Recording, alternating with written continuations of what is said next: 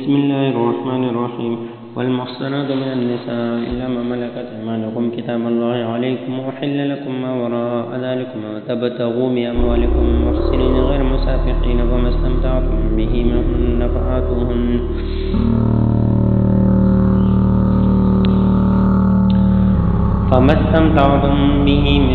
فآتوهن أجورهن فريضة ولا جناح عليكم فيما تراضيتم به من بعد الفريضة إن الله كان عليما حكيما. ومن لم يستطع منكم طولا أن ينكح المحصنات المؤمنات مما ملكت أيمانكم من فتياتكم المؤمنات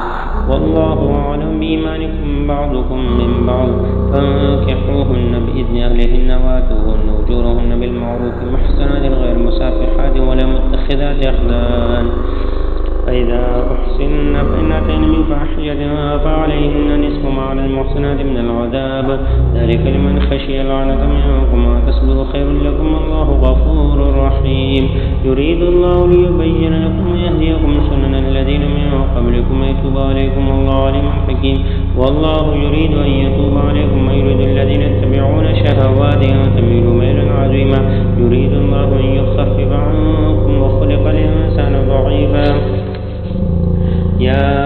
أيها الذين آمنوا لا تأكلوا أموالكم بينكم بالباطل إلا أن تكون تجارة أو تراض منكم ولا تقتلوا أنفسكم إن الله كان بكم رحيما. ومن يفعل ذلك عدوانا وظلما فسوف نصله نارا وكان ذلك على الله يسيرا. إن تجتنبوا كبائر ما تنهون عنه نكفر عنكم سيئاتكم وندخلكم مدخلا كريما. ولا تتمنوا ما فضل الله به بعضكم على بعض للرجال نصيب مما اكتسبوا وللنساء نصيب مما اكتسبن واسألوا الله من فضله إن الله كان بكل شيء عليما. ولكل أمة جعلنا موالي مما ترك الوالدان والأقربون والذين عقدت أيمانهم آتوهم نصيبهم إن الله كان على كل شيء شهيدا. الرجال قوامون على النساء بما فضل الله بعضهم على بعض وبما أنفقوا من أموالهم فالصالحات قانتات حافظات للغيب بما حفظ الله. واللاتي تخافون نشوزهن فاعظوهن واهجروهن في المضاجع واضربوهن فإن أطعنكم لا تبغوا عليهن سبيلا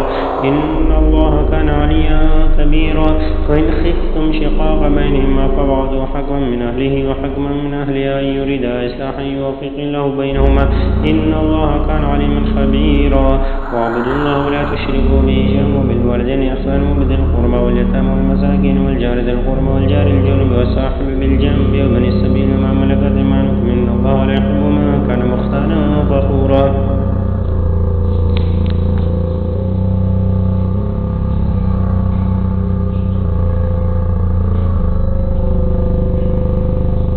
الذين يبخلون ويأمرون الناس بالبخل ومن يتولى يأمرون الناس بالبخل ويكتمون ما آتاهم الله من فضله وأعتدنا للكافرين عذابا مهينا. والذين ينفقون أموالهم رئاء الناس ولا يؤمنون بالله ولا باليوم الآخر ومن يكن الشيطان له قرينا وماذا عليهم لو آمنوا بالله واليوم الآخر وأنفقوا مما رزقهم الله وكان الله بهم عليما. إن الله لا يظلم مثقال ذرة وإن تك حسنة يضاعفها ويؤتي من لدنه أجرا عظيما. فكيف إذا جئنا من كل أمة بشهيد وجئنا بك على هؤلاء شهيدا. يومئذ يود الذين كفروا وعصوا الرسول لا تسوى بهم الأرض ولا يكتمون الله حديثا. يا أيها الذين آمنوا لا تقربوا الصلاة وأنتم سكارى حتى تعلموا ما تقولون ولا جنبا إلا عابري سبيل حتى تغتسلوا وإن كنتم مرضى ولا سفر أو جاء أحد منكم من الغائط أو لامستم النساء فلم تجدوا ماء فتيمموا صعيدا طيبا فامسحوا بوجوهكم وأيديكم إن الله كان عفوا غفورا. ألم تر إلى الذين أوتوا نصيب من الكتاب يشترون الضلالة ويريدون أن تضلوا السبيل والله أعلم بأعدائكم وكفى بالله وليا وكفى بالله نصيرا. من الذين هادوا يحرفون الكلم عن مواضعه ويقولون سمعنا وعصينا واسمع غير مسمع وراعنا عليهم بألسنة وطعنا في الدين ولو أنهم قالوا سمعنا وأطعنا واسمعوا وانظرنا لكان خيرا لهم وأقوم ولكن لعنهم الله بكفرهم فلا يؤمنون إلا قليلا. يا أيها الذين أوتوا الكتاب آمنوا بما نزلنا مصدقا لما معكم من قبل أن نطمس وجوها فنردها على أدبارها أو نلعنهم كما لعنا أصحاب السبت وكان أمر الله مفعولا إن الله لا يغفر أن يشرك به ويغفر ما دون ذلك لمن يشاء ومن يشرك بالله فقد افترى إثما عظيما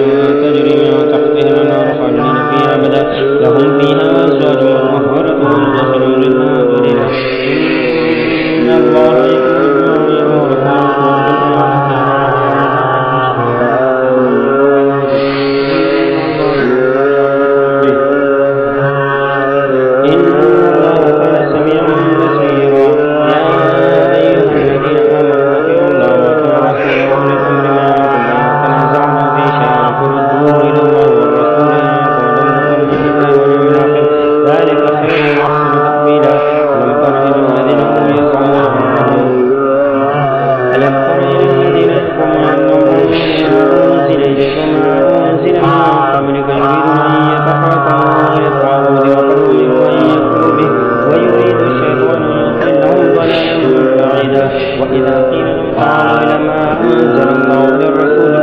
الذين يزكون أنفسهم بل الله يزكي من يشاء